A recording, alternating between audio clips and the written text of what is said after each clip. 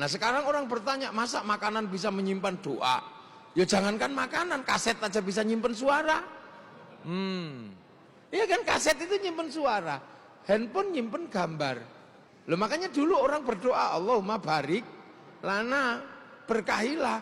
Makanya kemudian makanannya berubah menjadi makanan barokah. Lah ketika makanan barokah jadi daging, dagingnya daging barokah. Kalau daging barokah itu nggak dibakar sama api neraka. Makanya barik lana niku terusannya wakina ada benar, karena doanya barokah, maka ketika dibawa pulang namanya berkat.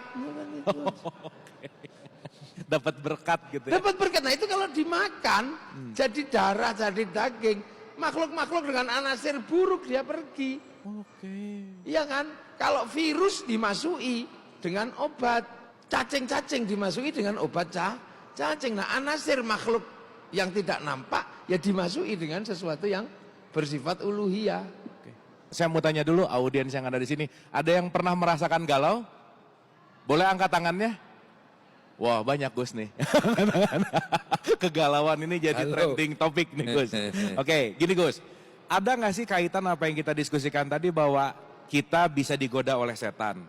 Ketika kita melakukan sesuatu yang digoda setan, akhirnya kita melakukan dosa. Akhirnya dari goda setan, dosa, akhirnya menjadi kegalauan. Ada nggak sih kaitan antara setan, dosa, dan galau? Monggo Gus. Ya pasti ada, karena basicnya manusia itu kan galau. Khuliqal insana halu'a. Aku bikin manusia ini senang berkeluh kesah. Basic ya Gus ya? Basically manusia itu memang tukang keluh kesah. Nah terus hubungannya apa dengan setan? Setan masuk gitu. Keluh kesah itu menghasilkan keraguan.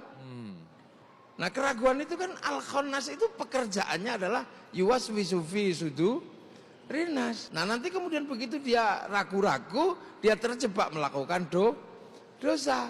Begitu dosa diingatkan baik. Tapi begitu diingatkan baik, al-khannas juga bisa bermain di situ. Wah kamu ini orang buruk, iya aku memang orang buruk. Akhirnya malah dia tidak pernah melakukan kebaikan karena selalu merasa diri terburuk.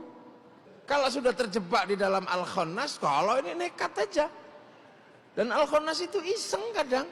Al-khannas itu gimana Gus? Mengintai, jadi masuk ke dalam diri manusia. Itu menghasilkan keraguan-raguan. Pokoknya menggoda ragu-ragu. Terus ragu-ragu. Itu. Nah orang nanti lama-lama juga akan ragu-ragu. Dari awal yang baik, belum tentu kemudian dia akan menghasilkan sesuatu yang terus baik. Ragu-ragu bener nggak amal ini diterima atau tidak, diterima atau tidak. Maka kemudian dia nyari yang pasti diterima, yang hanya ada di dalam Quran Sunnah. Ini pasti diterima. Akhirnya kemudian, oh berarti yang tidak berdasarkan Quran Sunnah pasti tidak diterima. Oh berarti ini pelaku bid'ah. Berarti harus dihabisi, akhirnya dibom. Loh kan gitu kan? Bisa ke situ juga. Iya. Itu satu contoh. Iya. Kotor itu bisa membuat wudhu tidak sah. Sementara kotor itu tidak terlihat. Hati-hati dengan sesuatu yang najis, kamu bisa wudhumu tidak sah. Itu kalau di pondok menghasilkan orang wudhu 10 jam nggak selesai. Nawa itu wudhu. Nawa itu. Nah, ini nggak selesai.